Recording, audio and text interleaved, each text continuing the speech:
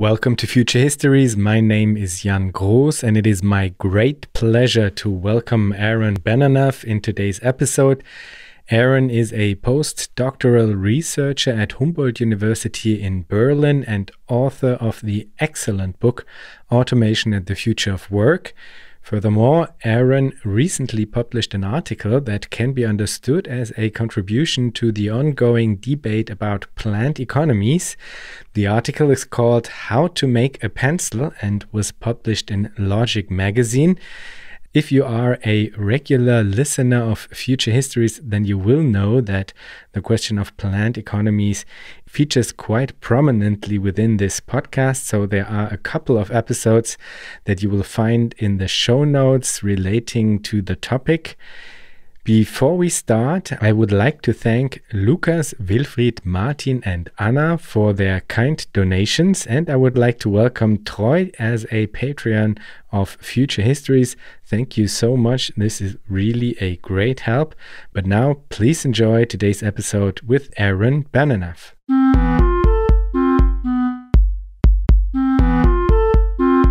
Welcome, Aaron. Hi, Jan. Thanks for having me. Aaron, there are many great interviews you gave on automation and the future of work, and I encourage everybody to both read the book and listen to these interviews. I will put the links to some of them in the show notes. However, today we will do things a little differently and start with the last chapters of your book and then move further from there to discuss some of the more recent work you did, namely your article in Logic magazine and a short response you wrote for a journal and kindly sent me before this interview here. So let's start with the last chapters of Automation and the Future of Work, which are of great interest to me because there you draw a sketch of what a truly desirable future, or better, truly desirable futures might look like. And crucially, you ask how we could achieve these futures without resorting to some sort of Deus ex machina fantasy like full automation. Could you describe to us the utopian glimpse you provide in chapter 6 of your book, the chapter on necessity and freedom? Yeah, I'm really excited to talk to you about that chapter because it's really been the inspiration for me going forward. This is really the topic I'm going to be writing about in my next book. But it wasn't those chapters, that chapter at the end, it wasn't something I intended to write when I started this project about automation and the return or renewal of automation discourses in our present moment. When I set out to write the book about automation, I was really writing in the mode of a kind of critical theorist. I was just writing about what this new automation discourse was and my account of the kind of empirical limits of that theory as an explanation of why people are so insecure today in their jobs, why there's so much inequality, and why, the nightmare scenarios that we're facing, why the current situation we face is really difficult to explain in terms of automation. So I was writing as a critical theorist, and then while I was writing, I decided to add this kind of positive conclusion at the end, a positive vision of the future. But what I would stress in this conversation is how much that positive vision of the future I provide at the end of the book was shaped by the kind of critical reflections on automation that I was making in the other chapters. And I think the really key idea here is how much I was inspired by the vision that at least some of the automation theorists have when they're talking about a world of advanced robotics and machine learning and eventually artificial intelligence. Some of them were pointing toward this positive possibility of what they called a post-scarcity world. And, what I was interested in are really the kinds of social and political themes that they emphasize that could be achieved with this technological deus ex machina. It's important to think about those for a moment before turning to my alternative. What really impressed me about the automation theorist's vision of the future is that it had this idea that once, all work and production and planning could be taken care of by machines and computers, human beings would experience this kind of deep and abiding security in their lives. They would no longer worry at all about meeting their material needs. And they wouldn't even have to work. They could no longer think of the meaning of their lives in terms of work alone. And they would have to kind of become something greater, right? There's this idea in the automation vision that it's not, I mean, there's a trouble there. Like, what would it mean if computers what would it mean to live in a world where computers could write a better symphony than any human being, right? There's questions there about what is the meaning or purpose of human life. But on the whole, there's this kind of positive vision in which human beings are freed from necessity and then able to pursue their passions, whether those are games or explorations or inventions or whatever it is that particularly motivated them. And the way that I approach this in the book is that I talked about how for the past 500 years, there have been social thinkers and dreamers who had a very similar idea about achieving a world in which human beings were no longer plagued by the experience of scarcity and the fear for their lives. And instead, through organizing production and distribution differently, they could be freed from these cares about necessity and, begin to live this different kind of life on the other side of that, a life of true freedom. And what I found so interesting about those theorists, and for me, it goes all the way back to Thomas More, but also, of course, very importantly, it's about 19th century socialist thinkers like Karl Marx and Friedrich Engels, and also Peter Kropotkin, and a whole cast of other characters into the 20th century too, is that they didn't think we had to wait for some technology to make these transformations. They thought that we could already begin to do that right now. They weren't trying to go backwards like Rousseau or some other thinkers, kind of a pastoral or romantic past. Instead, they thought with the technologies we have, we can already begin to transform the world and get to post-scarcity. But here, it's really about doing so not through getting rid of all work, but rather through reorganizing, redistributing, and reducing the work that has to be done. So it's not a vision in which we're freed of all social obligation. Because I think that an important fantasy in the automation story is the story in which there's this dream of being freed from social obligation by machines and computers across every realm of life. And in this other vision, the more social vision that I'm drawing on, it's not that we are freed from all obligations, it's that those obligations are transformed in a way that frees us. And that's what I found so beautiful. That was the inspiration for what I wrote there. Maybe we could talk more about the specifics, but that's at least some context for how I've approached this project. Yeah, absolutely. We will talk about the specifics. But before we get to your idea of how we can approach it, let's talk about two approaches that you dissect within your book before you get to describing your own ideas. And these two approaches are Neo-Keynesianism and UBI. And you argue that neither can, in the long run, live up to the expectations if the expectations are, as they should be, maximalist in the way that you just described it. You argue that both approaches do not sufficiently address the power of what you call a capital strike. I think it's important to address this because the way in which these left market-based visions fail to bring about the futures they envision renders visible why it is so important to develop new frameworks and visions of desirable futures.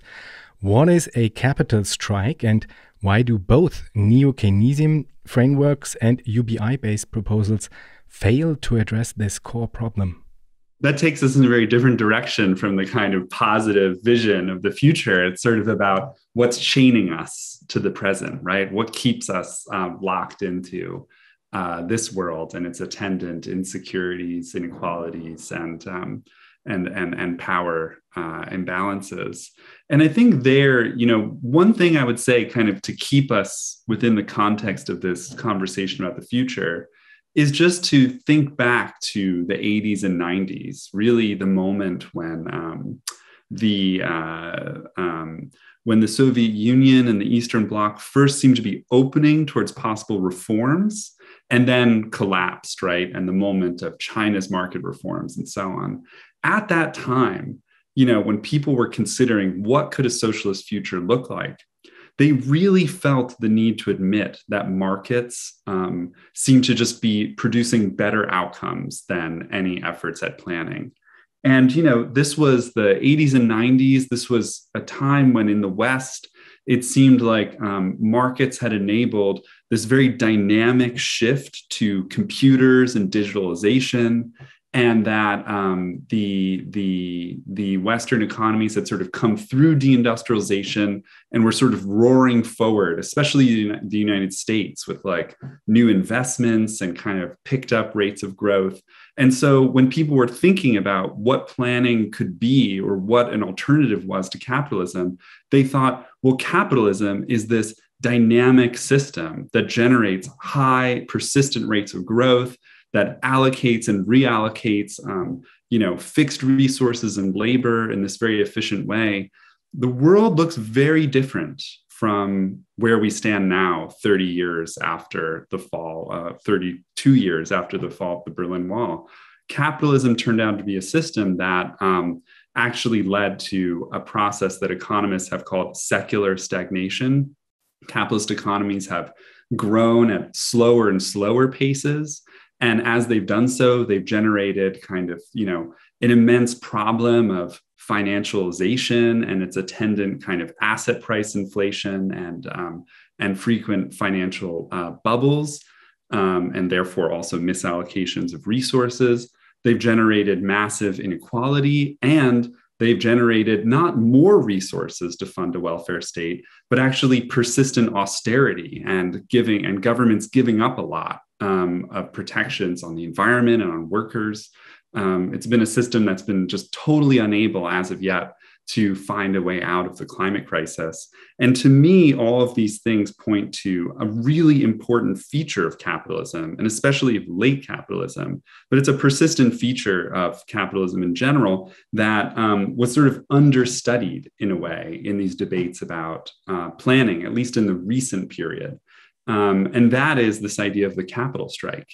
It's the idea of the weapons that capital has in order to maintain its control over the production process, basically because, and this is really crucial also to my vision of socialism, capitalists in aggregate have the capacity to decide through their investment decisions whether the economy grows or shrinks. Those decisions are what cause economic growth or economic recession.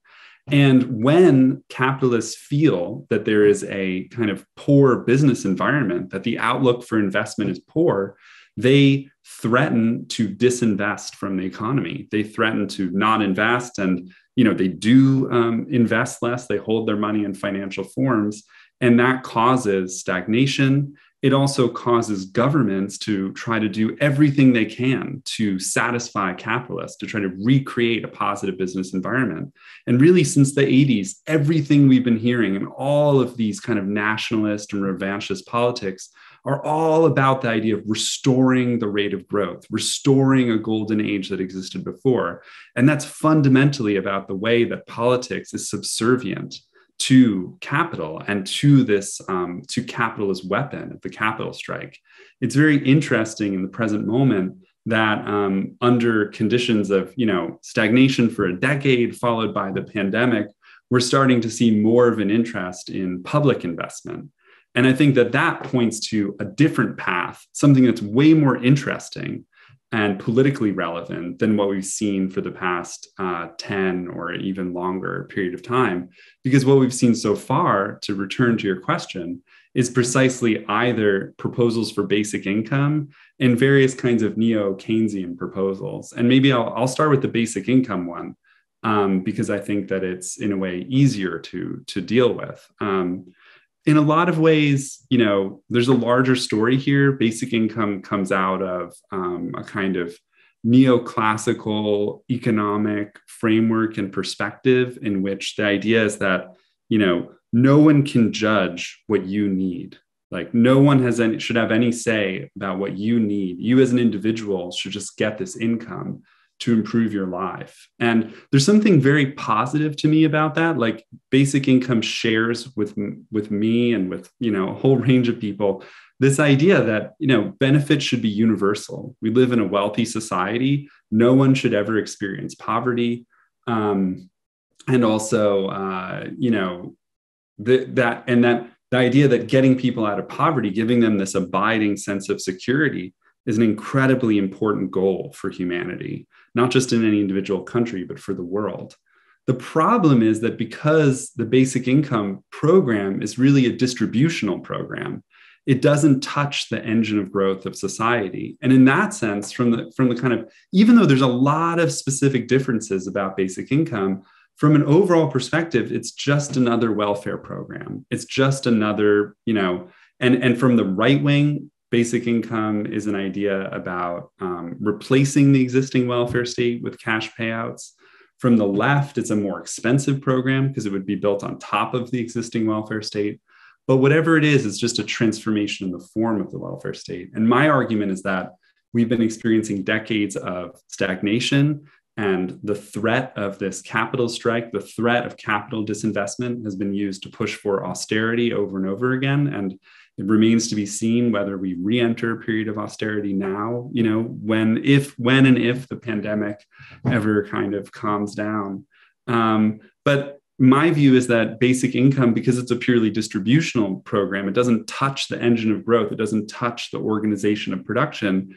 It won't really change anything dramatic. It will suffer from the same kinds of austerity that other programs in the welfare state have suffered from.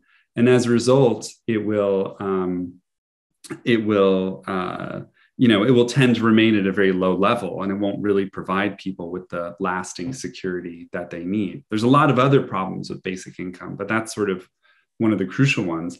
And it fits on the other side with the problem with neo-Keynesianism, which is neo-Keynesianism, I think of specifically as a program that says, very similarly to basic income, we shouldn't tell people what they want. We shouldn't try to affect in any big way,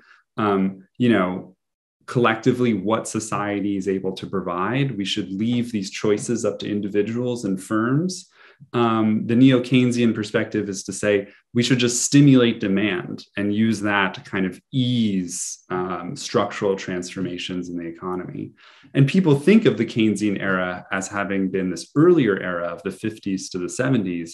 What I show in my book is that actually, in a much more direct sense, we should think of the period since the 70s as the Keynesian era, because that's when states started spending huge amounts of money and going massively into debt in order to try to stimulate investment. They kept doing it. Even when they were doing neoliberal austerity programs, many states were continuing to just spend far more than they were earning in tax revenue to try to restart the engine of growth. And what's amazing about all of this spending and all of this accumulated debt is how little, and to that we should add low interest rates and asset price inflation and so-called private Keynesianism, which was also a major feature of this era. None of that actually worked to restore growth. In fact, the situation kept getting worse and worse. And again, that made it very difficult to imagine that the basic income programs would work. So it's part of this deeper story about the limits of capitalism in our era. We probably don't have time here, it's a whole other project to explain why that's happening, right? But that it's happening and having these effects, I think, is crucial.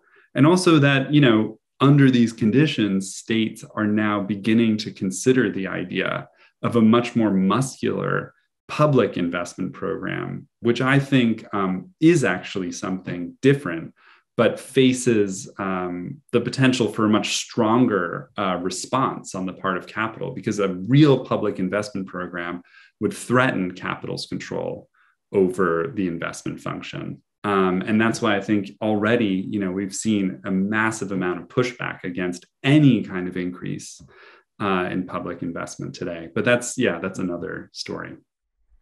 And an interesting story indeed, because I recorded an episode with Ulrike Hermann on kapitalistische Planwirtschaft, and she kind of aims in this direction, I think. And to me, it's I'm very skeptic about it. Maybe it's worth pursuing as a type of transformational period or something like that, but I'm highly doubtful if this really is able to break the power of capital in any way, shape, or form, I have to be honest, because to me it seems as if it's like some sort of greenwashing, but it's a route that capital might take in order to not pose the question that should be posed, which is the property question, so to speak, or as you call it, the conquest of production. And this is actually what we should definitely aim for. And this leads us to what you identify as the basic precondition for truly desirable futures, namely the conquest and fundamental reorganization of production itself. You state that and I like to quote you here, that the precondition is not the free distribution of money, as you just described it, as the most recent wave of automation theorists have it, but rather the abolition of private property and monetary exchange in favor of planned cooperation. So let's dive deep into the question of how this planned cooperation could be organized, the question of how we could produce pencils differently. How would we go about organizing the socially necessary reproduction, what you call the realm of necessity, as well as the realm of freedom? How would we approach this planned cooperation in concrete terms?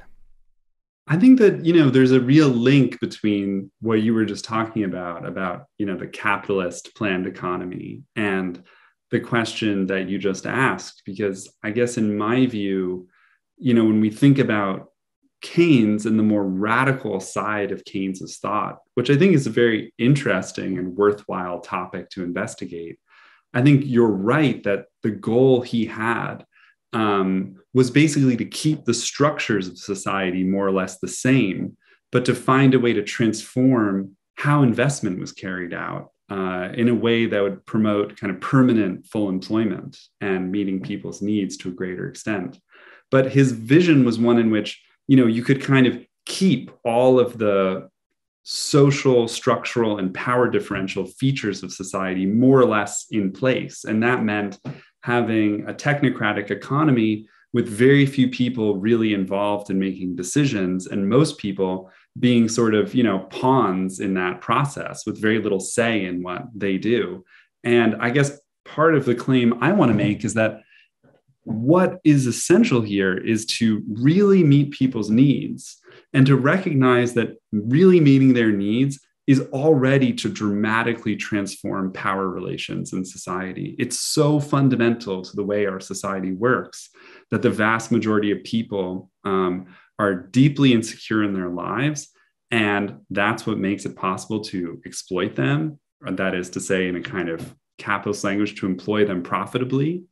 And that very same situation is the one that means that, when part of our resources are set aside on the social level for investment, which means for, the repair of our infrastructures and the building of new means of production, all that stuff, very few people have any kind of say in how those resources are used. So there's a fundamental relationship in our society between not meeting people's needs, leaving them very insecure, and also denying them very much of a say at all, and really any say in how our resources are actually used. And so what's really crucial is that, these things kind of have to change at the same time. That is to say, we need to move towards a world where we really meet people's needs completely independently of their contribution to production. That's, to me, a very important part of the story. It's something we should talk about, perhaps a controversial claim. And the idea that in doing that, we couldn't keep society and its property structures and its decision-making structures the same.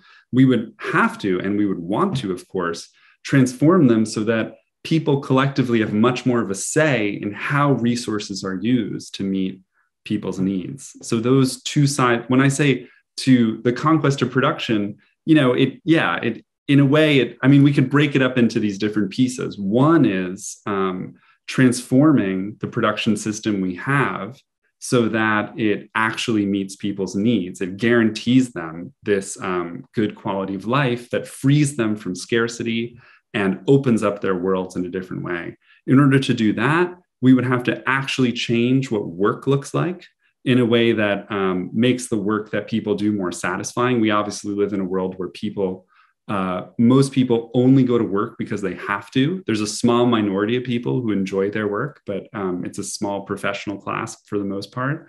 So we'd have to really transform the character and the structure of work relations.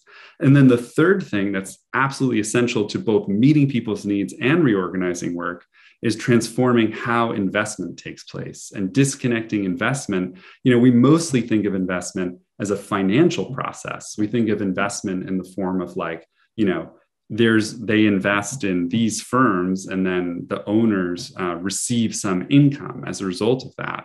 But even in our society, there are many forms of investment, like public investment, like building schools, for example, where the assets produced are not capitalized. They don't generate a return for the people who build the schools. And I think it's really essential that we talk about socialist investment. That is to say, how the process of investment takes place once it's freed from and disconnected from the financial and profit-making system. So the conquest of production has at least these components: guaranteeing people's needs, transforming work, and transforming investment. And maybe the overall idea there that would follow through all of those is democratizing these institutions. And I'm sure we'll get a chance to talk about that as well.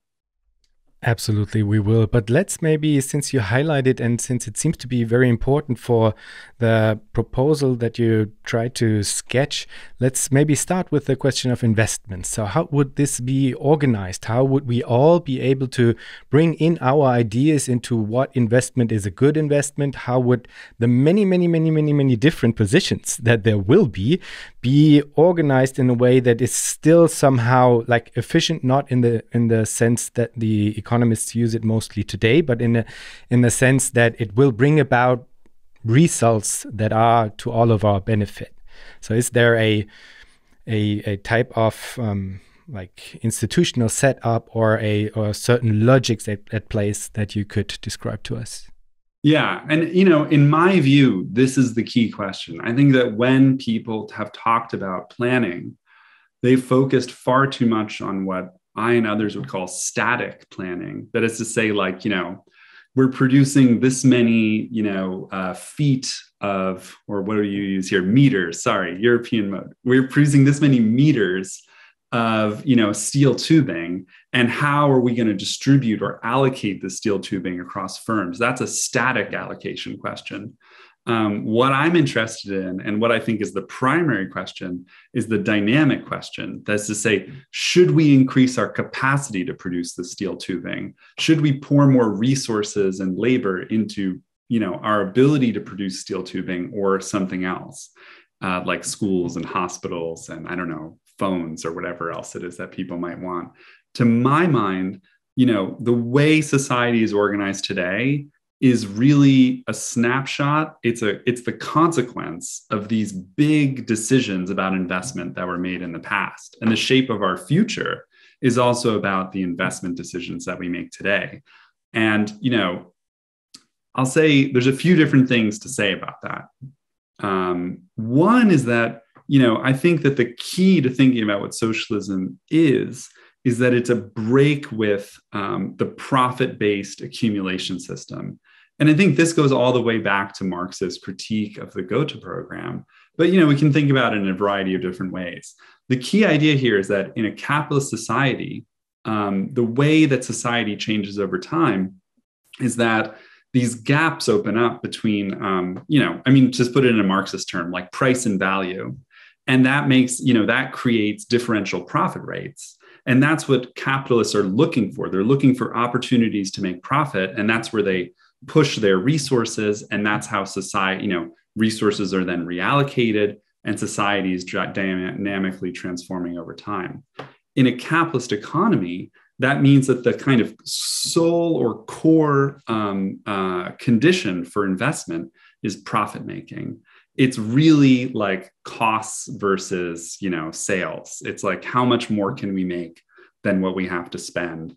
And it's basically like, in that crude way, a kind of monetary cost benefit analysis.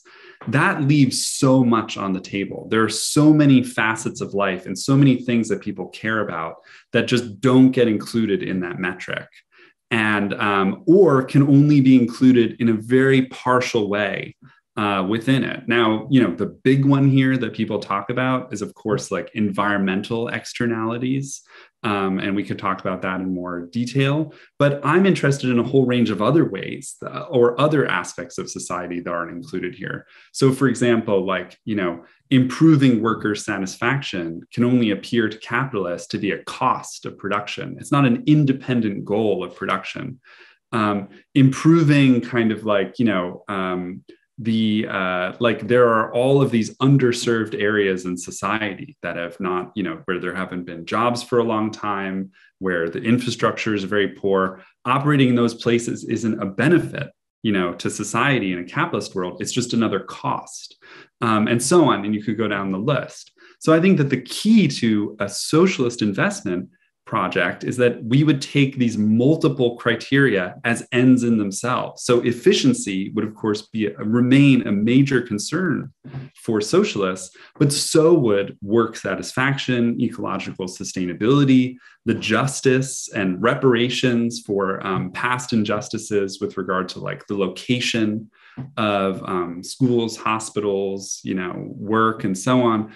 And taking all of these multiple criteria into account means that there's no longer any, like, in a lot of ways, it's important to say that when economists talk about an equilibrium, that is largely a scam. It's largely a false it's a theoretical goal that they have because it makes it seem as if there's only one answer. There's only one way society can be organized that's the best. Once you have multiple goals that are independent, you see that really there's many different options for where society could go. There's many possible options. There's not simply one technical or economic optimum for investment questions for where society should go. And that means that these questions become inherently political and ethical questions. They're no longer purely, even the question of like the technical organization of production, there might be one best technical way to do things if you're looking to maximize output. That was really the goal in Eastern Bloc countries. There might be one technical best way to do things if what you're interested in is the most efficient method given the resources we have today. But if you add into that, making sure that the workers who do the work feel good about the work they're doing, if you add ecological questions as well, then the question of what the best technical solution is, there's no longer a single best technical optimum. We have to debate and decide as a group, like what kinds of trade-offs we want to make in that process. So that's, I don't know, I think to me, this is the core idea is that, in a capitalist society, everything has to fit in this single criteria that's given ultimately by the money economy and by profit making. Whereas in a socialist society, we're freed from those restraints. We don't have to include all of the other good things in life as costs. We can actually see them as benefits, ends in themselves that we are independently pursuing. But precisely for that reason, we have to see these questions as having no single solution. There's really options that society is presented with that we have to walk down. I think what you're describing, on the one hand, this is obviously absolutely great because it kind of explodes the possibilities of futures as well, because it opens up this realm of how to do things differently. But precisely because of that, the question of how to do it exactly, how to go about organizing this, how to find procedures that will work to organize this multitude of input that is coming in and that should be recognized within the process. It raises the question how we can organize it in very practical terms. And I mean, this is where the capitalist mode, of course, kind of works more or less by as you just described it, having all these externalities ignored, it kind of works to dumb down the whole thing towards one end, which is making profit. But if we do not want to pursue it this way, which we don't, then it of course also makes it quite difficult to include all the other aspects, I guess. Yeah, I think that that's right. And I think it's important to say that, the way our economy is organized now is in many ways, you might say, I want to say needlessly complex, but that's perhaps wrong. It's just highly complex in the wrong direction. Because it's true that in our society, on the one hand, you have a kind of investment goods sector. So you have all of these resources, like physical and labor resources, machine tools industries, steel industries, all these computer programmers and engineers who are sort of set aside for the purpose of repairing, restoring, and transforming our means of production, our productive system. But the fight to, employ them takes place through this incredibly complex financial system that involves, in our society, a pretty large share of society's resources just go into this highly complex financial system for deciding who should get access to these investment resources. And maybe most importantly, who has the claim on the income streams that are generated from the use of these resources. So we live in this very complex financial system. And in my account of socialism, I think it seems obvious that socialism would have to find an alternative.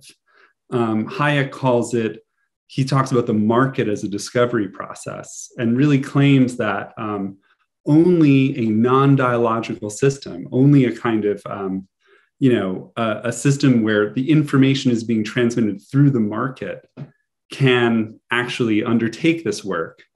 And I'm saying it as an alternative that we need something more like a democratic discovery process. We need something that involves a lot more people, not just a tiny sector of financial investors and corporate boards, but many more people to kind of figure out where these investment resources should go to best improve the happiness of society. And I think that, in my view, it's not just something that we should do, it's something that we really have to do. Like people are, especially if people have their needs met, they care about all of these different aspects of society, they're going to want there to be ways in which their voices are heard when they feel like all of these different dimensions of their life aren't being accounted for. And that's what we've seen. In countries where workers are much more powerful because they're more organized and because there's full employment. So in times where that happened, workers have really demanded changes in the work process. They've demanded all of these changes. And I think that's the kind of world that I think we'd be moving towards. So anyway, how would it be set up? That's the key question you're asking. And I think that the thing to see is that on the one hand, you would want to think about how it would be organized at the level of the local workplace. That is to say, like, what would have to change about a workplace so that workers are involved in making investment requests? Like they're just actually, how does each individual unit of production begin to kind of lay out the case for what kinds of resources it needs and what its requests are? And I think very crucially here, I draw on figures like Pat Devine and Fikret Adaman in saying that, in the end, this shouldn't be the decision only of the workers in each unit of production. It needs to also crucially involve all kinds of other people, especially when we're talking about larger units of production, like end users should be involved, and also other kind of community groups who feel like they are affected by the decisions, by the structure and organization and output of different units of production. But then there's a second question, which is like, how do you decide which investment requests to fund? Who gets to decide that? And I think that there, it's really, in the end, it has to be a story in which you have investment boards. There have to be these new kinds of structures in society that replace our financial system and that are responsible for kind of going through the different investment requests and figuring out which ones to fund and which ones not to fund. And that, I think, a lot of this comes down to the question, how are these boards organized and what kinds of information are they able to access? How do we ensure that they're democratically organized? And, I have a lot to say about that, but I would say that just in the basic terms, it's really about a world in which there are these investment boards that are organized sectorally as well as geographically. There's also kind of, regional and global investment boards that are kind of tasked with making, sort of compiling different options and giving society the biggest choices that it faces. And really, also, I think at the largest level or at the aggregate level, there have to be big proposals that are being made, for example, with regard to reduce, if society decides we want to over time reduce the amount of work we're doing, we want to reduce labor hours required per person from 40 to 35 to 30 or lower over the next decade, there would have to be resources set aside for specific programs like that, which in our times would be called like industrial policy programs. And also, of course, the big one would be climate change, like the idea of setting aside resources and looking for specific ways to coordinate across investment boards to really transform how these things are done. Now, I'm not saying that this process is going to be, if you were to describe in theory how capitalist financial system works to reallocate resources across society, there would be a huge difference between the theoretical story of how that would work and then what it actually looks like on the ground and how many resources are wasted, in that process. What I'm talking about, which involves this kind of back and forth between individual workplace units making proposals and investment boards, which are really like composed of delegates from all of the different units of production and community groups and so on, as well as like, relating to overall a kind of, regional or global investment boards. I mean, it's going to be pretty complicated. And we could talk about like specifically how it'd be done.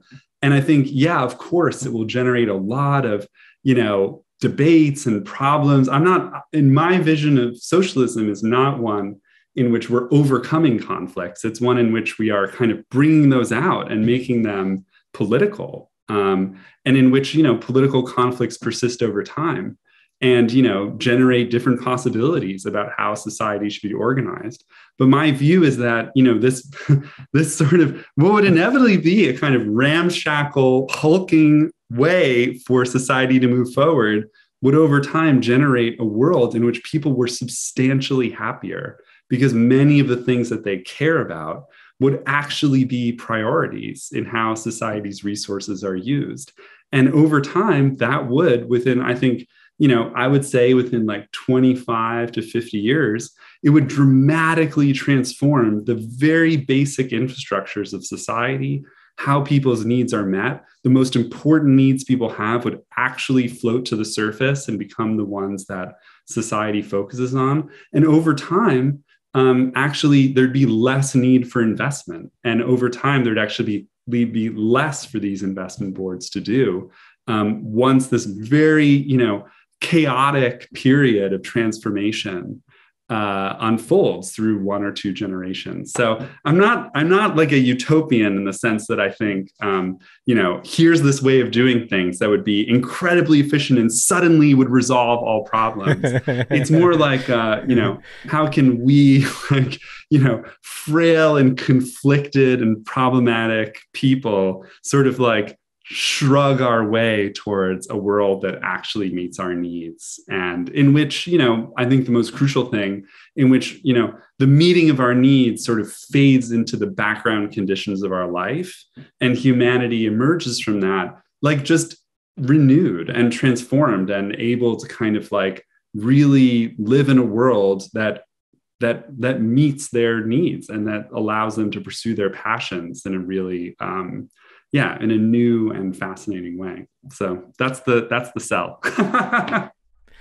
Well, it's a hard sell, I have to say, because the what is super beautiful and awesome, and I think a very good sell, because the proposition is that everybody gets basically like fundamental security and well-being in all of their lives, and this is of course a fantastic sell.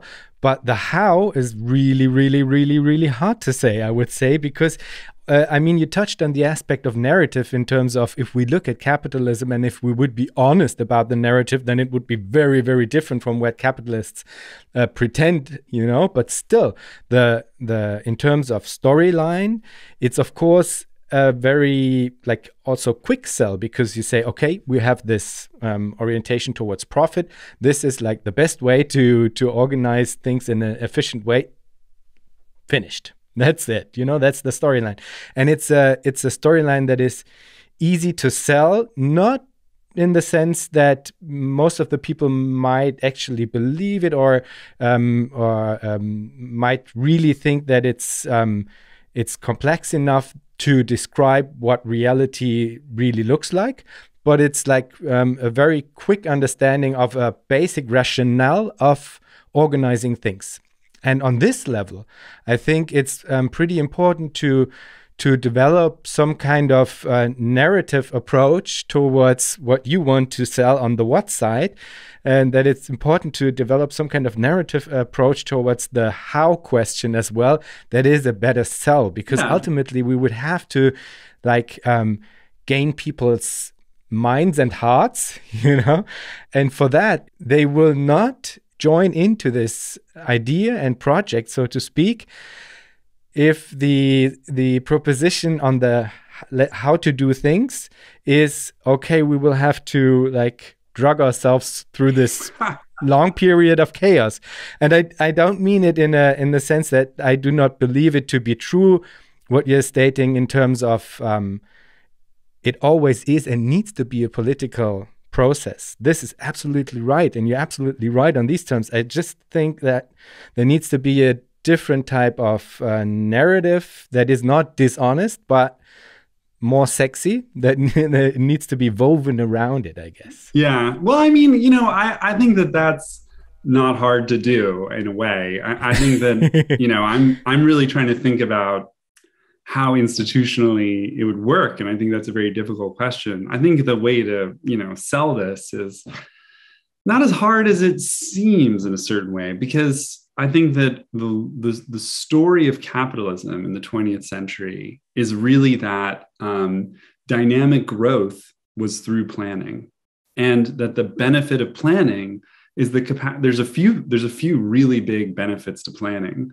One is this recent, realization that has really come back with the work of Mariana Mazzucato, which is to say that, basically capitalists don't really do basic research and development anymore. Maybe if you go back to the tinkers of the first industrial revolution and maybe the second one, they did.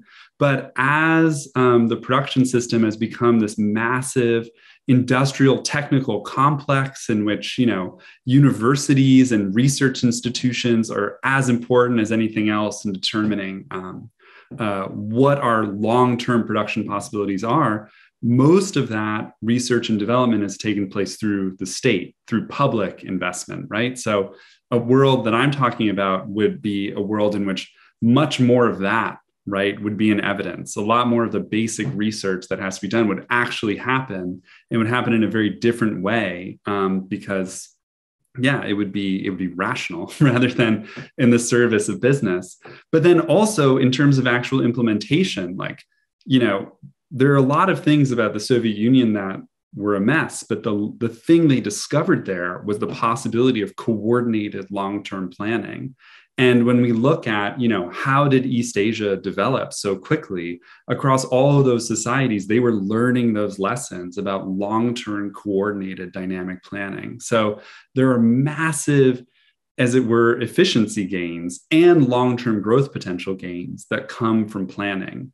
The problem, to my mind, is that, the type of planning we've seen so far in the world has been undertaken by states which were mostly concerned with military questions. First of all, a lot of the basic research that Mazzucato is talking about, it's all happening through the US military industrial complex. Mm-hmm. It's not good stuff. It's great that we have GPS, but it's important to recognize that the main reason that stuff was developed was to, improve missile targeting and stuff like that. That's not the world we want to live in, right? But also, where dynamic planning of this highly efficient sort was undertaken in like the big central industries and, in the Soviet Union, but also Japan, South Korea, Taiwan, China, and in other places as well. It's really been in the service, if not of long-term profitability, then of rapid increases in productive capacities. And it was deeply, deeply destructive for workers' lives.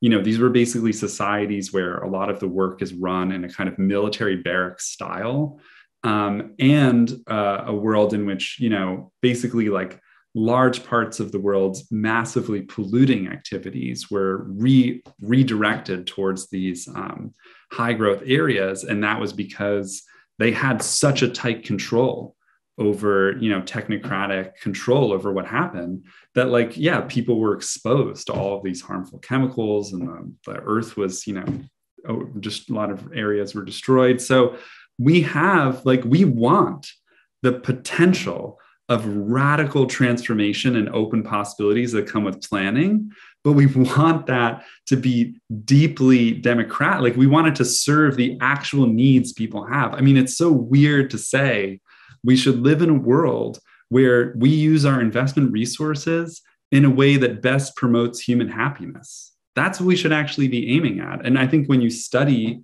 human happiness and you study its components and you think about why are people so unhappy in a lot of capitalist societies, you'll just see the profitability driven or technocratic production output driven modes of planning or of market life just aren't actually good at meeting the multifaceted character of human needs. And yes, introducing that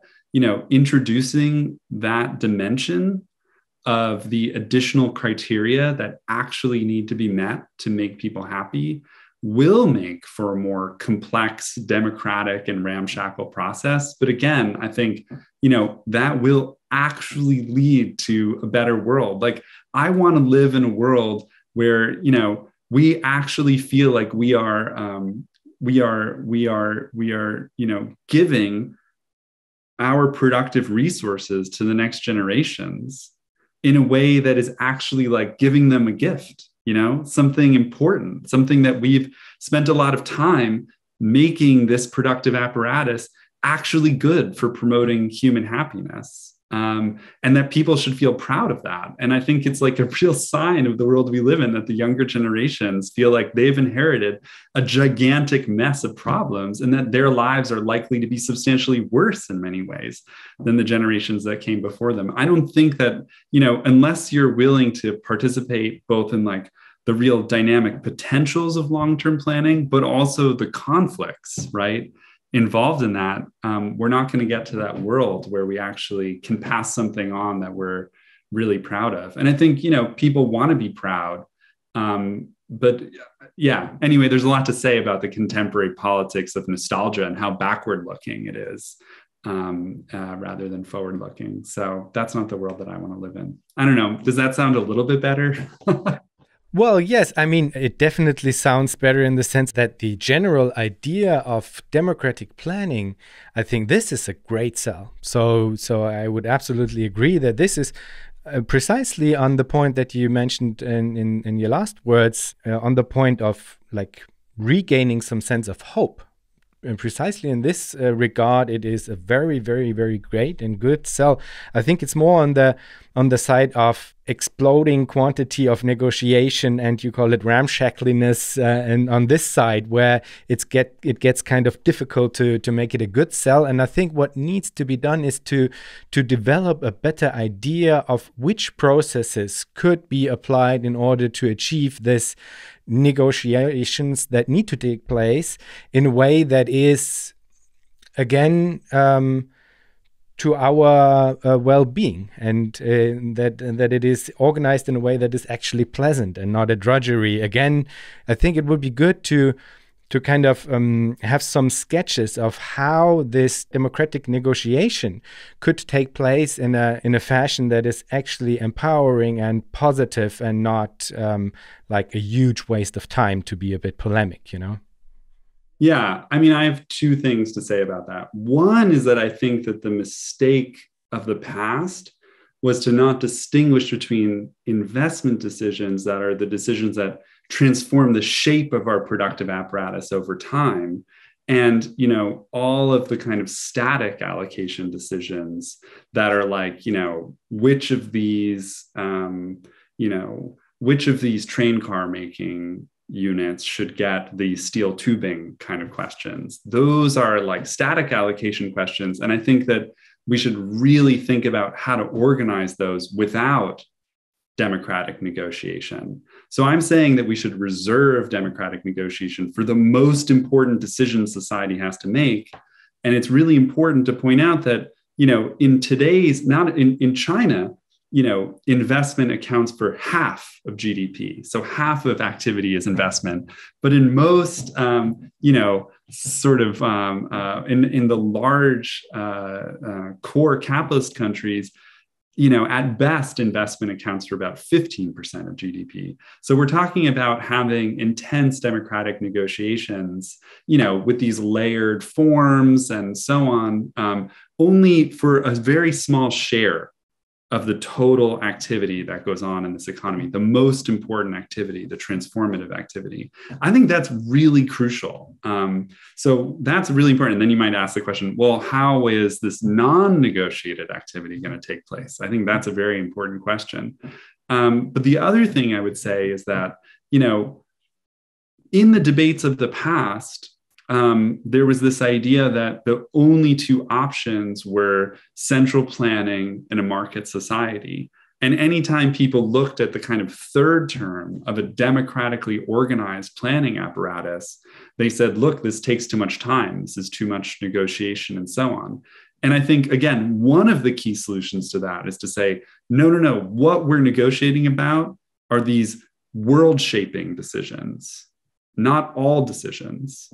But the second thing is to say, today we have these incredible resources of digital technologies that can really transform even the way those decisions are made, to make them much more streamlined, to make much more for much more transparency where transparency is possible, and also to, you know, really in a very easy way make it possible for people to see a lot of data about the world they live in and the decisions they have to face, and, you know, to make decisions about it. So I think that for me, one of the big problems with ideas about digital socialism today is that they tend to think about how can we use these technologies to make decisions for us? Like, how can we use algorithms and so on to like replace human supervisors and managers and CEOs in making decisions?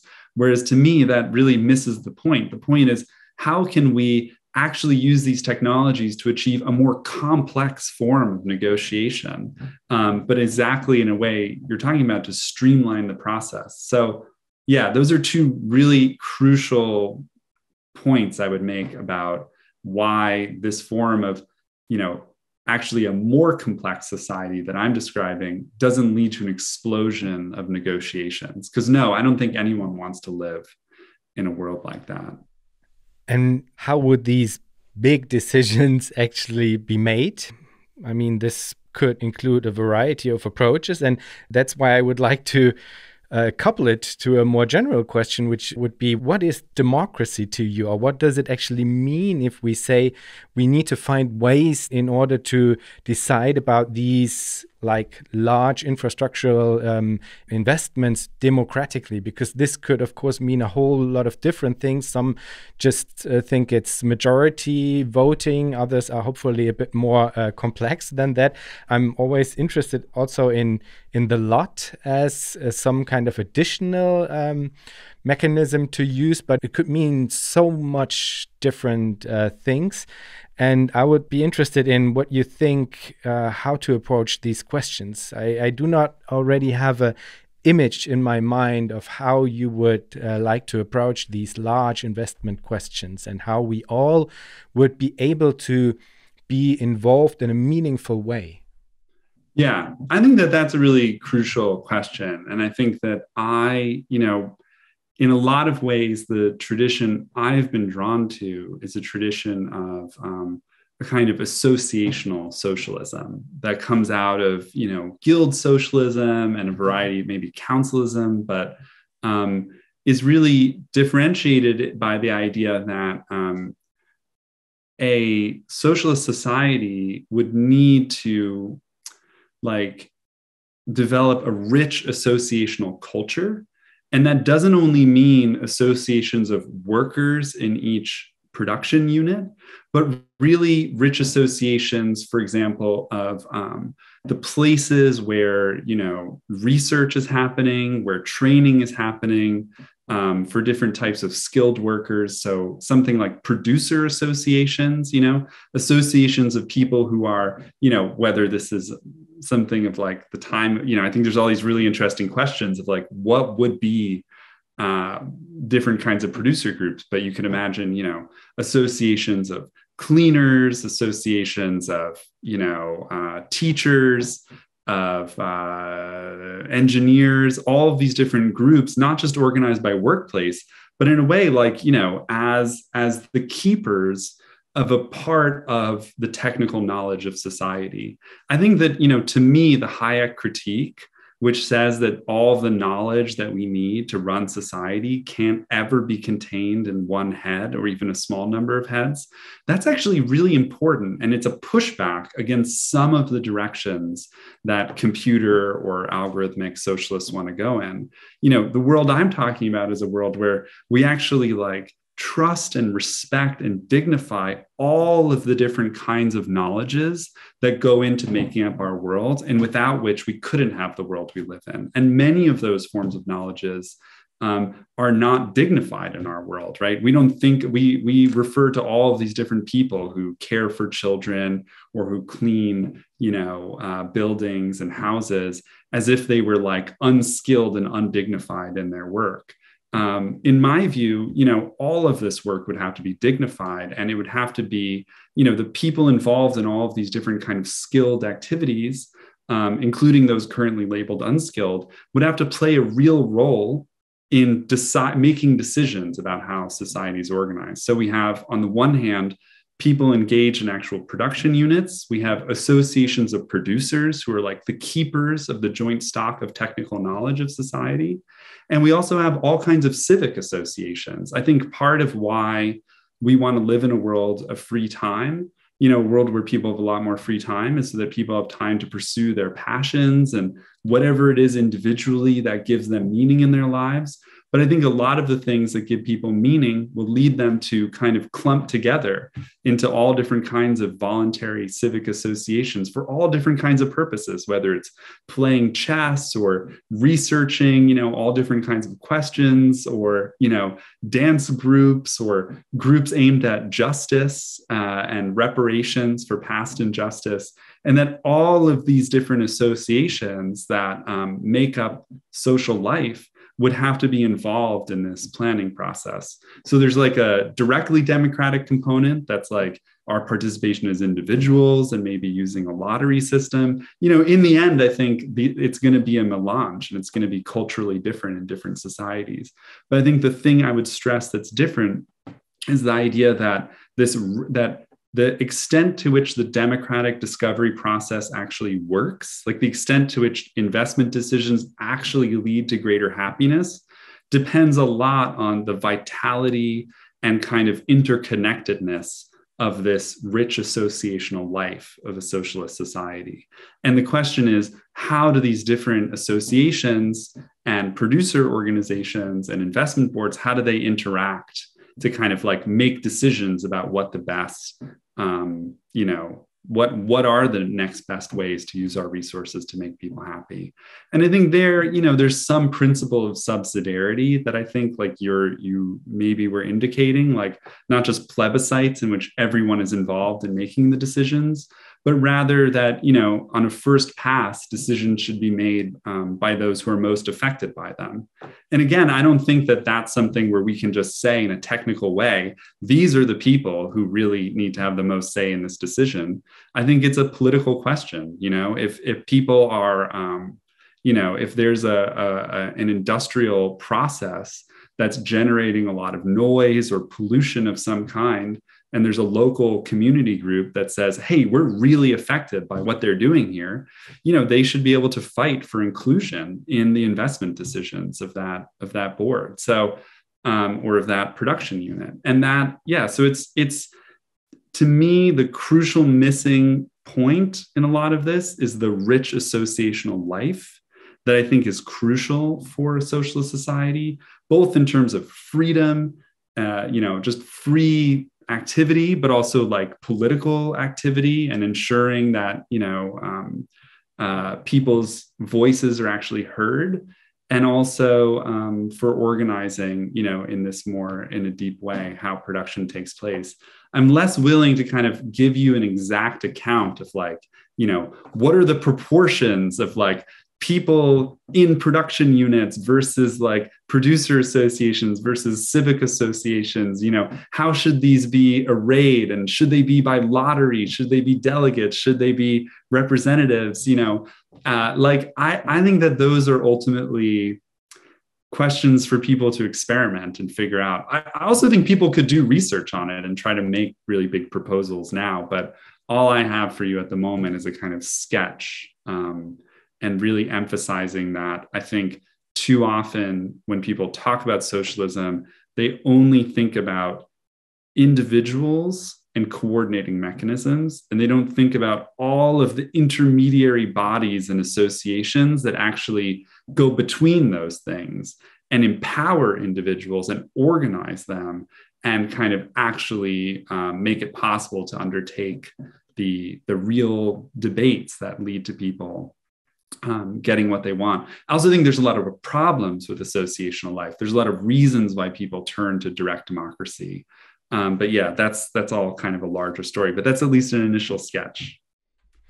Yeah, interesting. I mean, it kind of hints towards the hen and egg question as well, because as far as I understand it, you do not want to propose some kind of meso or macro level mechanism of coordination, but you think that a rich associational life, as you call it, would kind of, quote unquote, organically bring about some kind of organizational form that is in a much more deeper way democratic and still effective in meeting people's needs.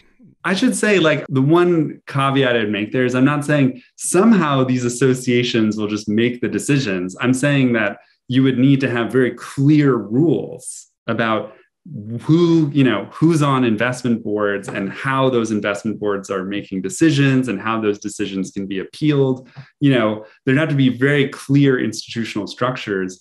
I just think that, the actual institutional structures would probably vary a lot by sector of society, geographically, experimentally. I think it would be ludicrous to say that there's one single technical way to ensure that democracy takes place. And I actually think that it's a very dangerous idea to think that we can propose the exact structure, because the reality is that human beings will always be looking for ways to, I think people are very cooperative, and that under the right conditions, people will work together to find the best outcomes for everybody. But that's not all people do. People also find ways to get around formal structures, right? And make formal structures into mere letters that where they're able to evade the spirit of them. So I don't think we can solve problems only by creating, what we think of as good democratic institutional structures. But I am certainly not advocating for, some merely organic, somehow it all works out. No. You need really clear rules. It's just that, it's hard to say in an obvious way what those rules would be.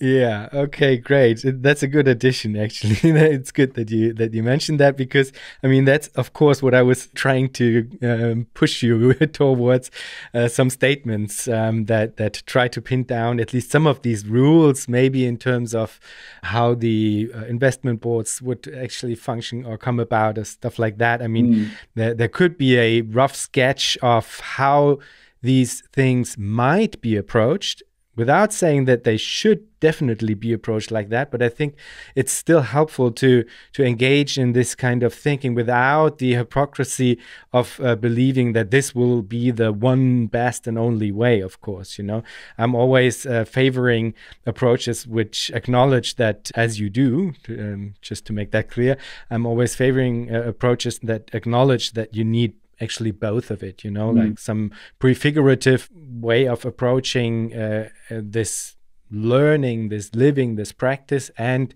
additionally some form of engaging with the questions of how to organize it in very practical terms, because I think it's also necessary, not only in terms of having a clearer idea of what we might strive for, but also in terms of like practical communication and making it a sensible and understandable idea for people that we want to join in the effort somehow, I guess.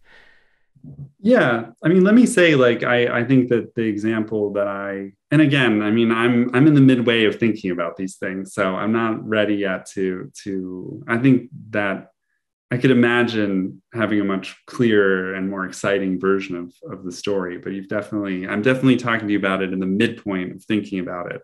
But an example I sometimes give people is like, imagine that, there's a transportation sector of society. It includes all of these different things, like, production plants that make cars, but that also other ones, and there's a variety of them engaged in car making. And there's a variety of different groups experimenting with like micro mobility systems. And then there's groups that are managing and expanding the public transportation system.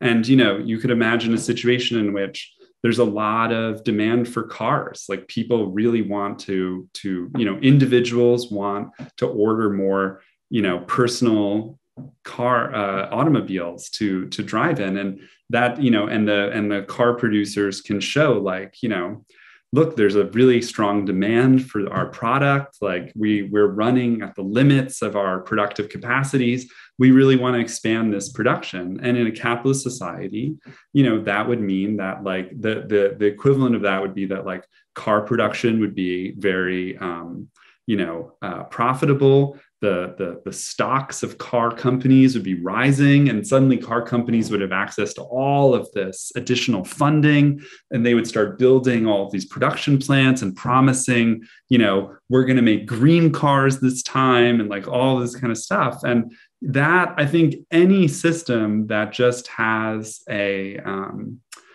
some kind of mechanism that mimics the profit system. And there's various ways that socialists have tried to think about it, but a system which simply says, when there's pressure on production, we reorient our supplies to increase production, misses the way that a real socialist society would obviously respond by saying, hey, this is not going to solve the climate crisis. There's all of these people who are being negatively impacted by us having so many cars. And like the reason people want cars is because of the unavailability of all of these other means of transportation. And the best thing for society is that, we really don't give more resources to car production. We put it instead into improving public transportation and micromobility and all these other kinds of things.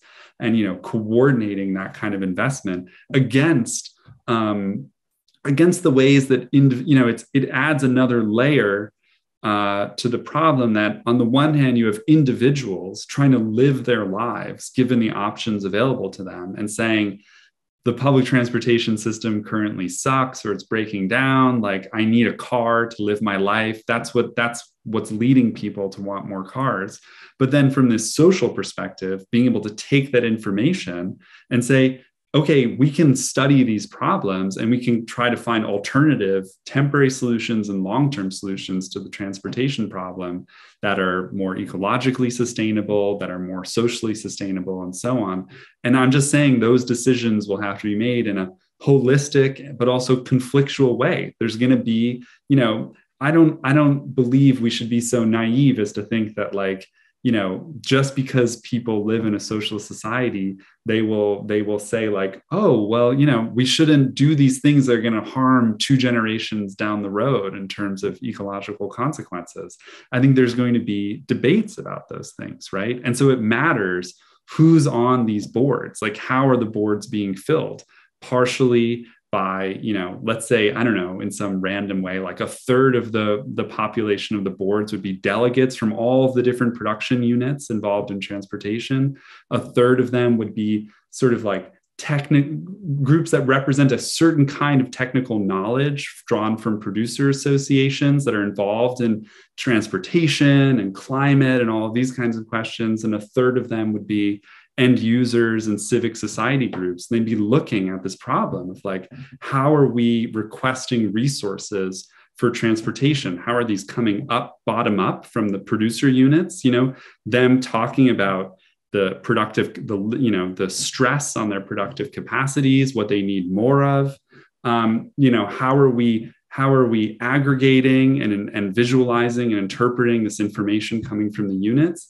But also, how are we thinking about how transportation fits into the larger society, how it interfaces with all of these other intermediate inputs they need, and, making decisions within these boards about, which units to fund and which not. And the point is that because these decisions aren't merely about, like, cost, like about equivalence of profitability, like cost reduction, we might say, well, we like this micromobility.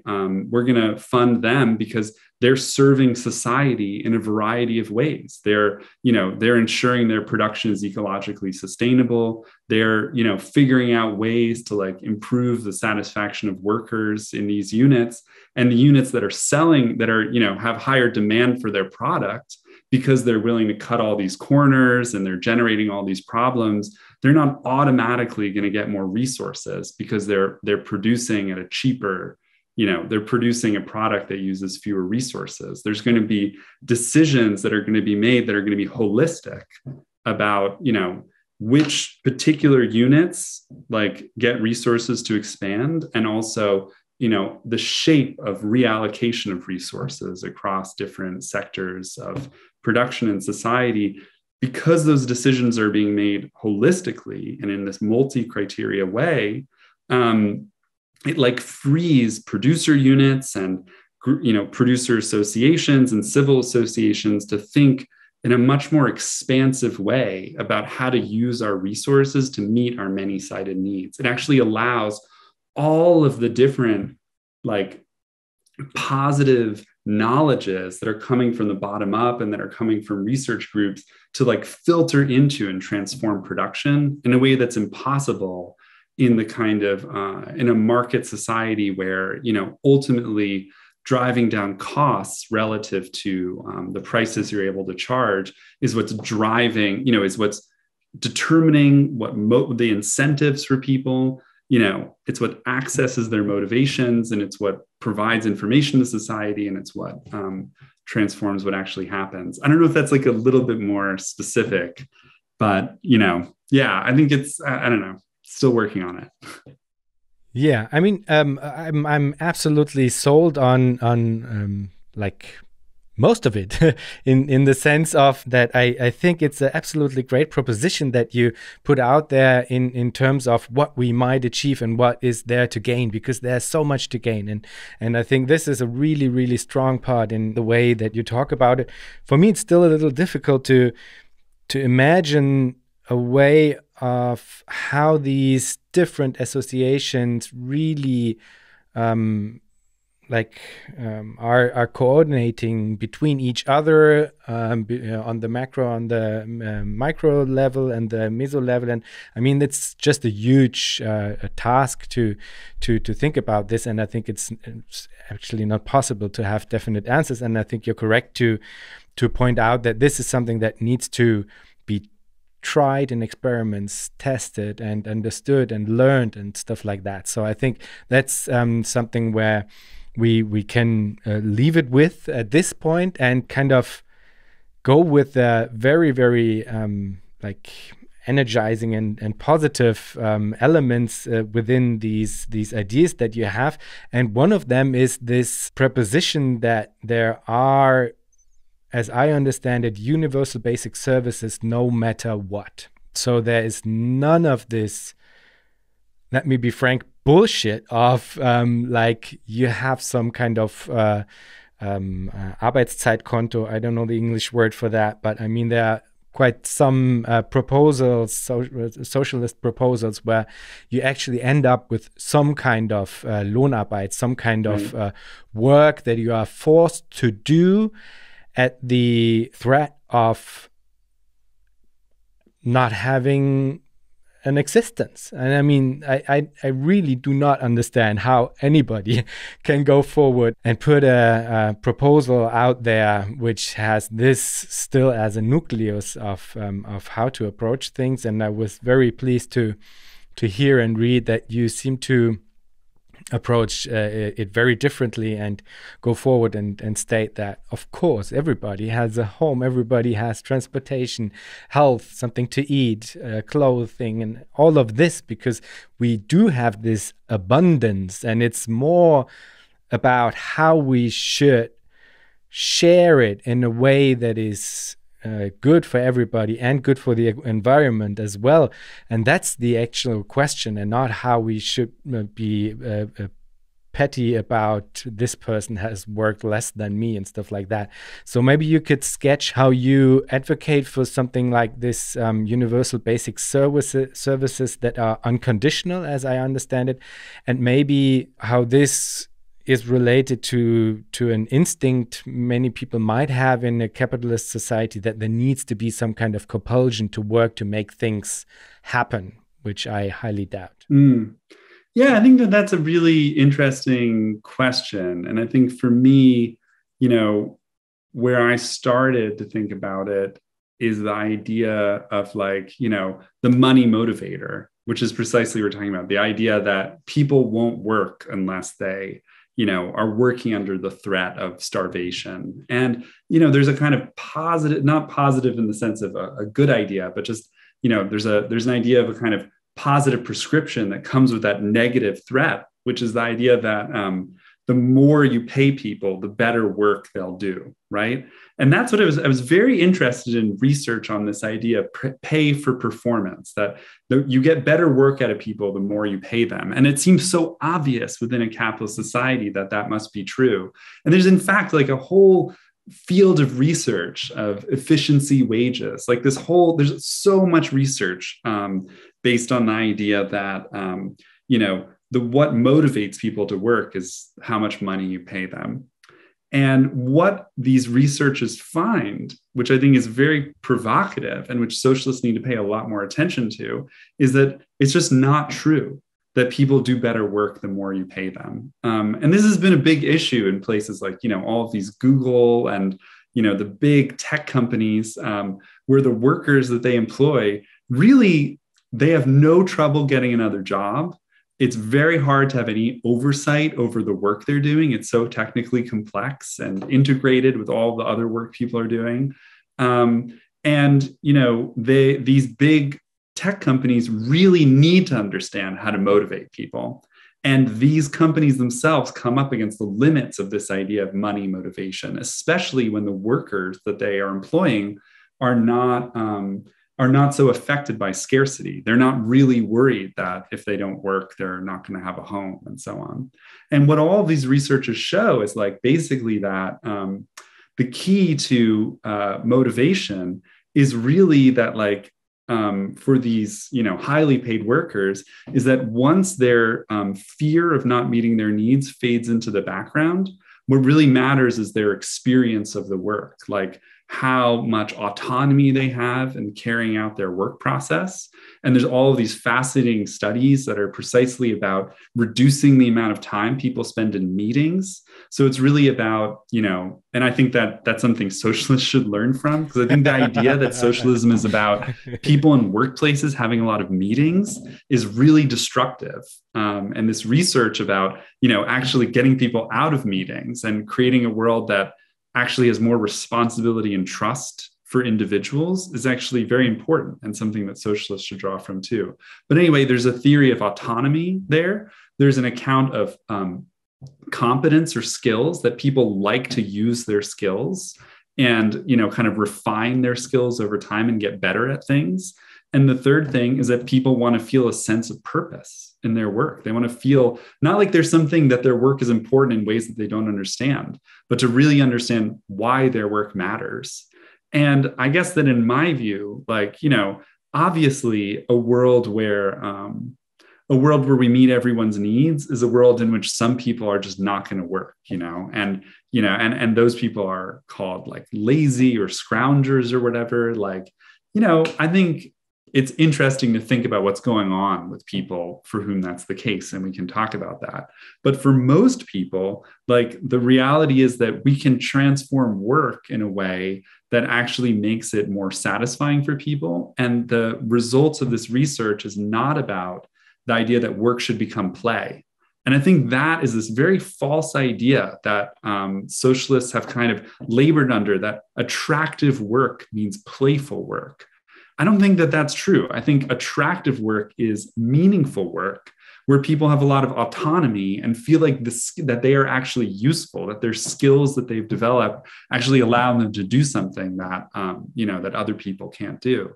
Those things actually make it possible to imagine a world in which people feel like their work is important and an important part of the meaning of their lives, without being the totality of their lives, and also without being something that, they only do because they have to, as a way to earn an income. And I think we can get to a world where actually and this would require a lot of transformation of work, but we can get to a world where we meet everyone's needs and those things fade into the background, but in which people still have a motivation to work. And a study of the actual reasons why people work, even in our society, really provides a lot of positive ideas about what that could look like for everyone. So to me, the idea of, living in a world where we meet everyone's needs, where there's a lot of basic services that are just provided freely, in which everyone has a kind of base income that they can use to get, to find the more specific things they want. Those are just essential features of the world. And if people think that in addition, and I think in a transitional period, it would be very important to also maybe have some additional income that comes from work hours, that's fine. I think that's up for people to decide. And I don't think that you can have my idea about socialism is that it's like a proliferation of different ways of dealing with these fundamental problems. And I think one of those things would be incomes policy. How do we think incomes should be organized? I think it's a political question, but the core is that people have these free giving basic services that make up a large part of society's actual output, and that people have basic income. So, some people like to go on vacation more. Some people like to live in a bigger home and stick around in it more. Those are kinds of trade-offs that every individual should be able to make. And the people under those conditions who don't want to work, it's like, what should we do with people like that? Presumably, I think it actually wouldn't be very many people. Some people would just be constitutionally they don't like to work, and fine, let them live on their, income and the services of society. It's probably okay with people if the rest of their lives are okay to just ignore those people. But then there's also the question of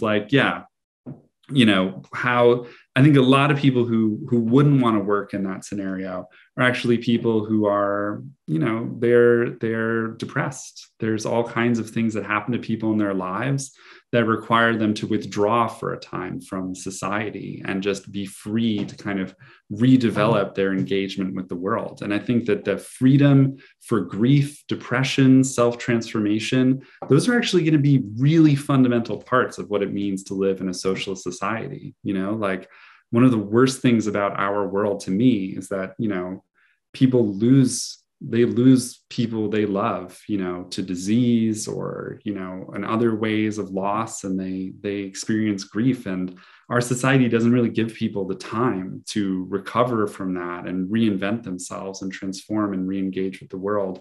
So anyway, I think we can have a much more, a more positive conversation about what it means when people don't want to work. But that's kind of my basic account there. I don't know. What do you think?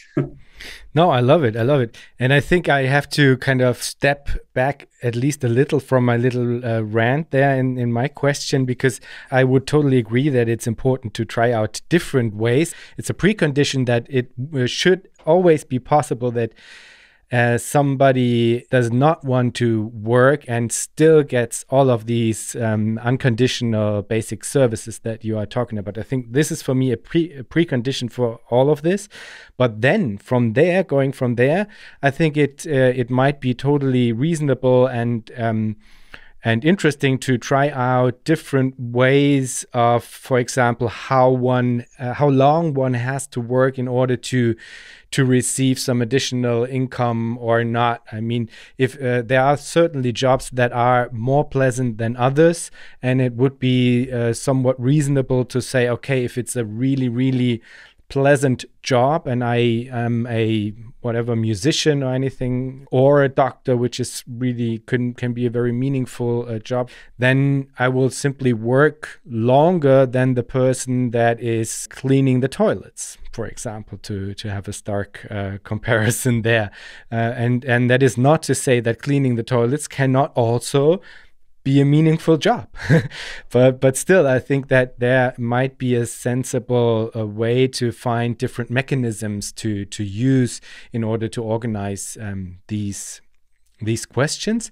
And speaking of mechanisms, in some of your texts, in some parts of your texts, you kind of hinted towards mechanism design, but you never really dive into it. You never really make it explicit. And I was wondering, because the ways in which I stumbled over mechanism design, I do not have any in-depth knowledge about it, but it always seemed to me as if it's mostly standing on the shoulders of really false assumptions. So I was wondering what your opinion is on mechanism design and, I mean, game theory in a broader sense, maybe.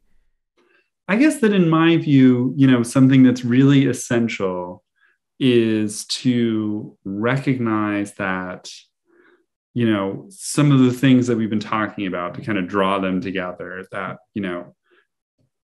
maybe I only talked about it indirectly, but like, human happiness has all of these different components that are really important.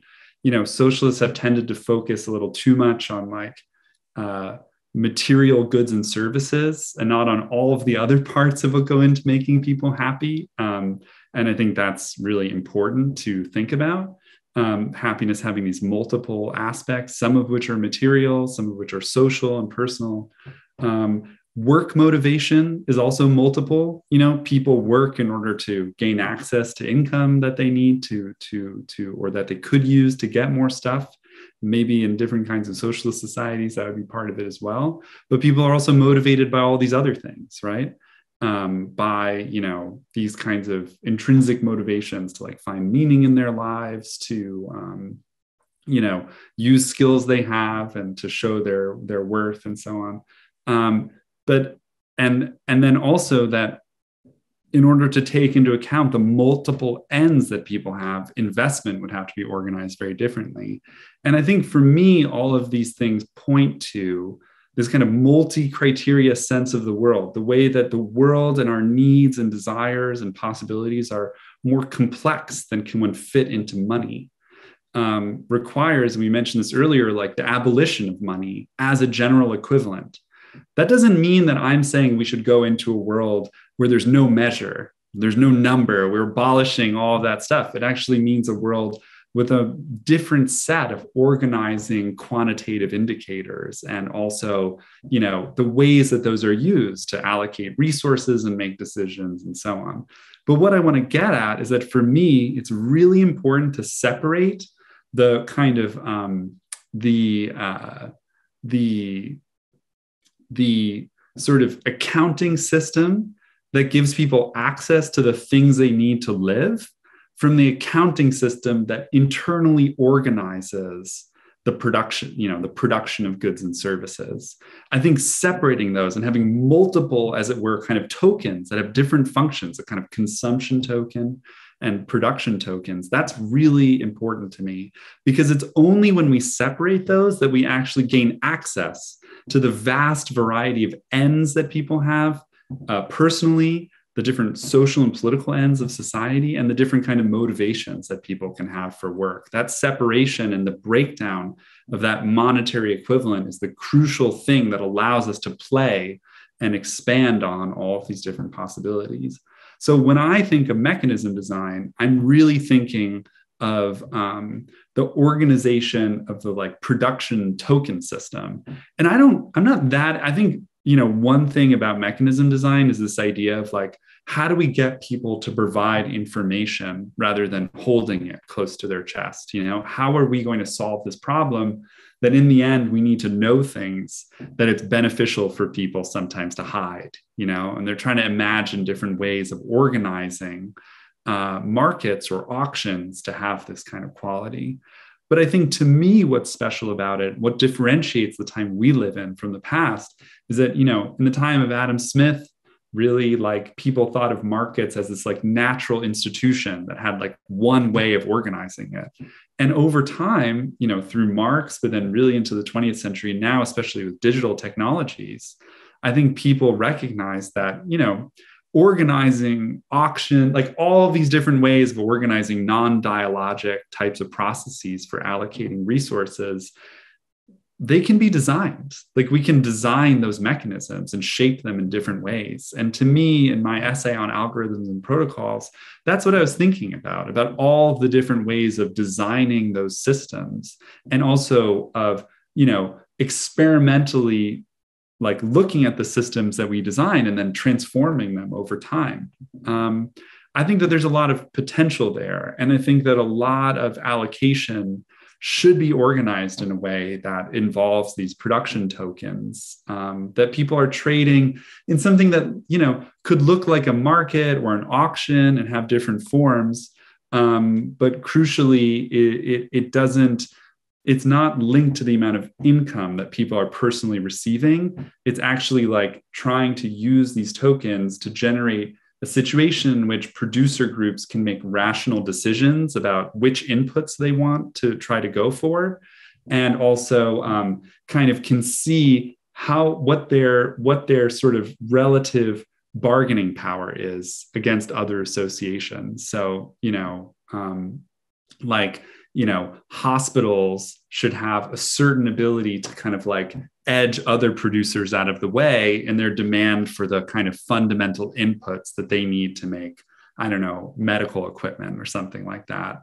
And, other producers who make, little spinning toys for kids should be differently located in terms of their ability to kind of bid for different kinds of resources.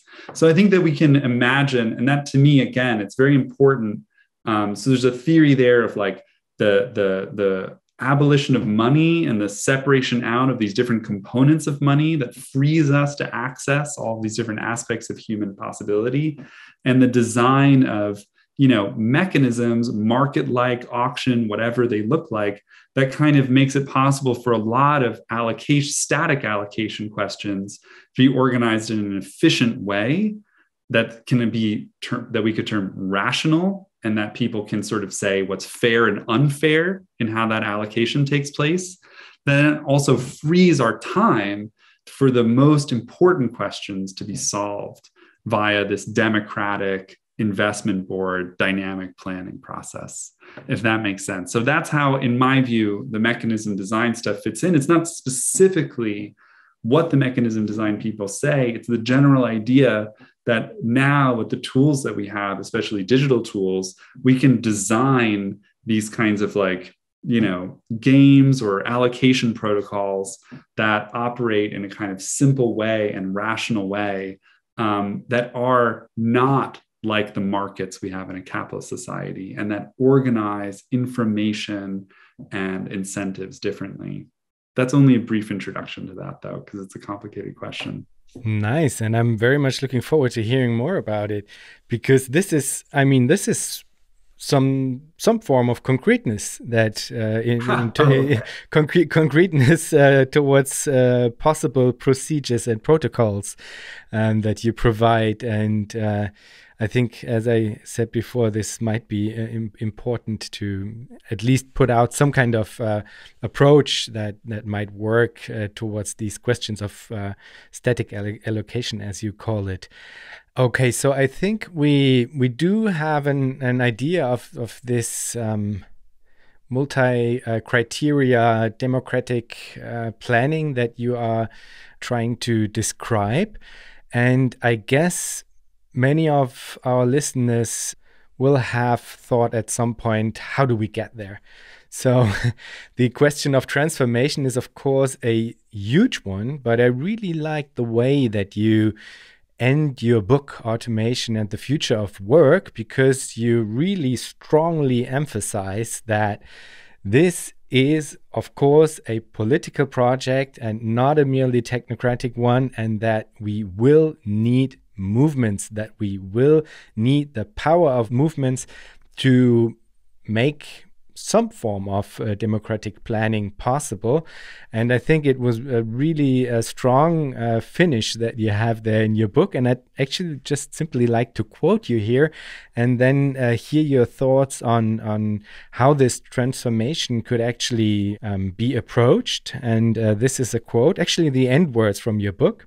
Unless social struggles organize themselves around this historic task, the conquest of production, they will not break through to a new synthesis of what it means to be a human being, to live in a world devoid of poverty and billionaires, of stateless refugees and detention camps, and of lives spent in drudgery which hardly offer a moment to rest, let alone dream. Movements without a vision are blind, but visionaries without movements are much more severely incapacitated. Without a massive social struggle to build a post-scarcity world, late capitalist visionaries will remain mere techno-utopian mystics. So, we do not want to remain mere techno-utopian mystics. How do we approach the question of transformation? Yeah. I mean, the thing that I always say to people when they ask me that question is just to point out that, we aren't just living in some random moment in history. Like, we're living in a time in which, the reason why one of the main reasons why we're having this conversation today is because it's already been 10 years of big social struggles unfolding across the world that have really opened up people's sense of possibilities. It's not only these positive social movements and struggles, it's also like the limits that they've faced, the kind of ways that they haven't been able to win very much, the fear that we have about, the other side, the rise of all of these kind of right-wing populist movements and authoritarian regimes clamping down. So there's something about our moment that feels dangerous. But if it just felt dangerous, if it didn't also have these movements that give us some hope and open up and expand our sense of possibility, I think things would look very different. It's very different to be able to point to say, look, in the United States last year, we had the largest social movement in terms of participation, like in US history, the number of people across the country that participated in a movement that was very disruptive to society, was huge. Did it win anything? No. Like, I'm not naive about that. And I'm not going to list the little minor victories of it. to try to give one a sense of optimism. I think our optimism or hope should come from the fact that many people participated in those things and saw them and are trying to figure out how to, how to fulfill the potentials that those movements showed us, but weren't able to fulfill themselves. And I think that, we already live in a time when people are trying to figure out how to organize themselves, how to transform those movements, and how to fight to make them not merely defensive struggles, but actually give them some kind of positive vision for change. And I think that, a renewed socialist movement today would have to both have some account of like what we should be fighting for in the here and now, and what we think can only be achieved like with a transition to socialism. And I think we also shouldn't be so naive as to imagine that, if we can just defeat the powers that be, we will spontaneously emerge into a better world. I think I used to believe that. And studying all of these problems in the past few years has really convinced me that that's not really true. Like there's a lot of work to do to make these ideas seem viable. And I'm interested in the long road to actually make them viable, and not merely to say we figured them all out already, because I think there are some really important questions there left unresolved, as our conversation has made clear. But so I think that, there are ways to talk about how to begin to get to this other world. And maybe, I think that those things are essentially like, fighting in the here and now for reductions of the work week that will give people more free time and also more security by constricting the supply of labor, fighting for, basic services like massive opening up and investment in health, education, housing, all of these different things to provide people with the means that they need to survive, and to kind of try to get to a world where we're meeting our needs. The idea of our worries about meeting our needs fades into the background, and that's also very freeing for us. I think getting there is going to require socializing investment, as I've been saying. And I think, we're seeing calls for something like this, more public investment anyway, on the part of radical Keynesians today. And I think it makes sense to think that the way that's ultimately going to go down is a battle over something like green investment, Green New Deal type stuff. And the fourth thing is, the call for democratizing institutions, like finding ways to actually involve people in decision-making about the organization of their work and, the larger decisions that shape our communities and our society. And I think that basically, like, because we are now entering the era of climate disaster in a serious way, I really think that a lot of these questions are going to be answered in and through the struggle and the battle over what the science means, what we have to do, and what's possible. I think, again, that the thing we can fight on those terrains now, but the thing that is transformative, that will require a kind of, dramatic change in society, and will only be possible with massive social movements fighting for change, is the thing we talked about before: breaking the capital strike, breaking capital's control over how investment takes place. And that is something that, isn't a reform. That isn't something we can fight for in the here and now. It's something that we have to build for in a way, but also something that, will become possible when very large numbers of people are activated in our society, and where there really is a viable vision that people have of an alternative to the capitalist coordination of society. I think people, I think it's important to recognize the real transformative potentials of our moment and how far we have to go, right, to make that case that that another world is really possible. I think increasingly people feel that another world is necessary, but its necessity and its possibility are not necessarily the same thing. So that's my initial thoughts on that question. Great. And I think especially since you highlight the climate crisis, I mean, on a very intuitive level, I think that the idea of that one can only address this global crisis with a globally coordinated reaction, and that this definitely has to involve some sort of planning. And this is quite a strong argument for the idea of democratic planning as such. So, as we talked about before, I think this idea of democratic planned economies is in general a very attractive one right now, and that's why I'm quite hopeful actually that in the long run, as you stated, this is actually a real possibility. And this kind of leads me actually to my last question that I always ask, which is, if you think about the future, what makes you joyful? I mean, I think that, what makes me joyful is that I really think that we could, in the 21st century, make that leap to a dramatically better world. I think it's really, really close within our grasp now to reorganize, our resources to make a world where no one has to worry about going hungry or not having a place to live or being cold or too hot, which might be the more likely scenario going forward.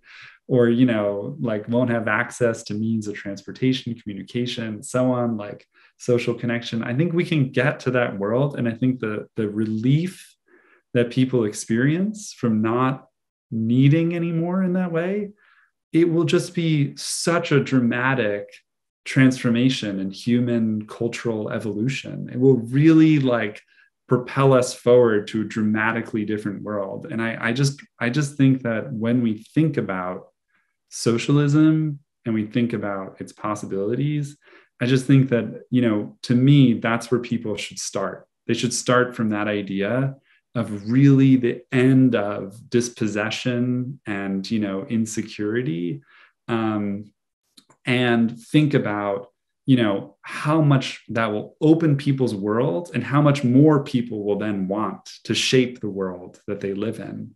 And I think that that's really important, because I guess my fear on the other side, and my hope, is that we are moving into a world where there's going to be a lot more talk about planning, because it's becoming increasingly apparent to people that even adapting, let alone mitigating to the climate crisis, both adaptation and mitigation are going to require massive planning.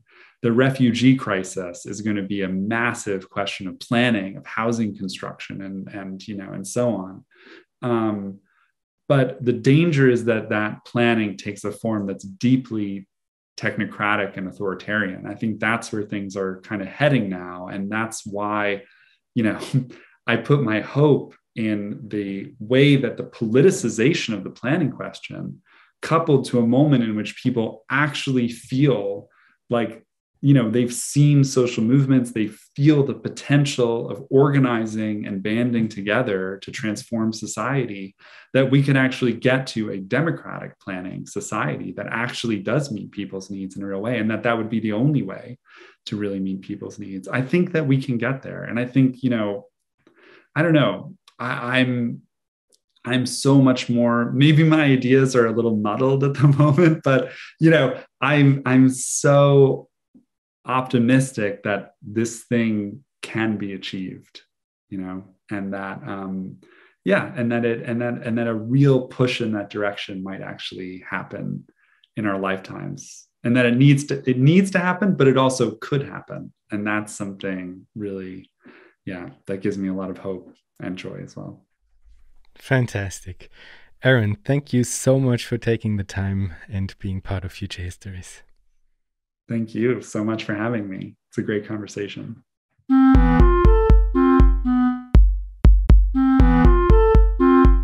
That was our show for today. Thanks a lot for listening.